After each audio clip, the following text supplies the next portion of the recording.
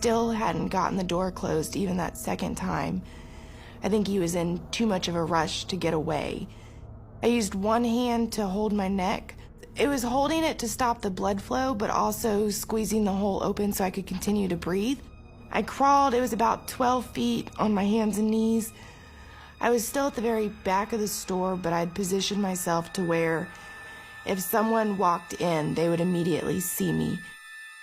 You could see my bloody knee prints and handprints from where I'd crawled across the floor.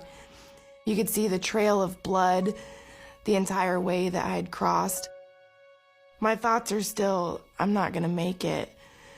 And then I just had a change and said, I'm gonna make it through this. He's not gonna get the best of me. I'm too strong, I've got too much to live for. I'm too young. This isn't gonna be my end. The door had been propped open, the sun was shining in. Suddenly a shadow had eclipsed the door. My heart sank.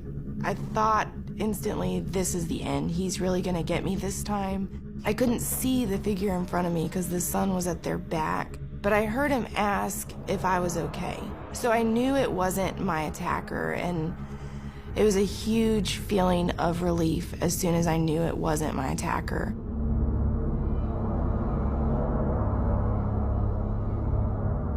He then asked me if he needed to call 911. All I could do was move my hand away from my neck and let him see what had happened. He backed out of the store very quickly, very scared as he should have been, and he immediately got on the phone and called 911. I was relieved because I knew help was on the way.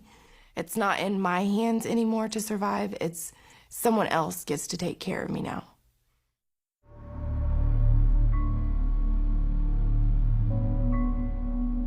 Generally, the average human has between 10 and 12 pints, and when you lose half of that, that's when you die.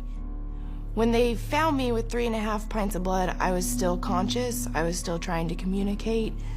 I knew everything that was going on, and they couldn't believe that I was even alive, let alone awake.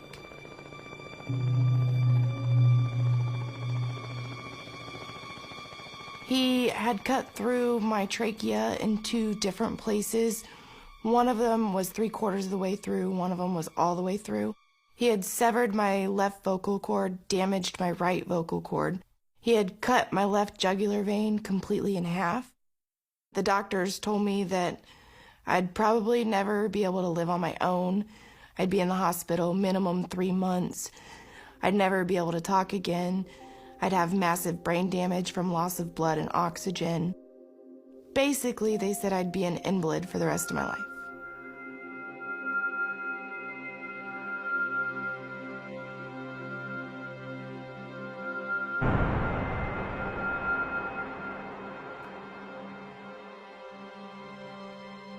He still had the knife that he had used to attack me, still had on the same clothes, everything. He was a crack addict, had been for most of his life. He also had a very extensive criminal history that went back to the year that I was born.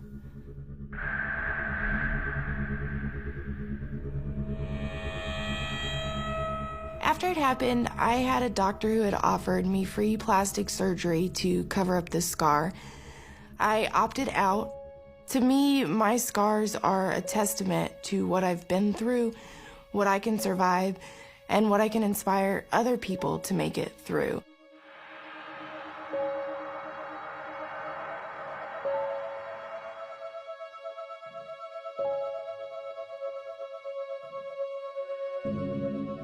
I survived because of my instincts taking over, because of my determination to continue on with my life. I was only 18 at the time.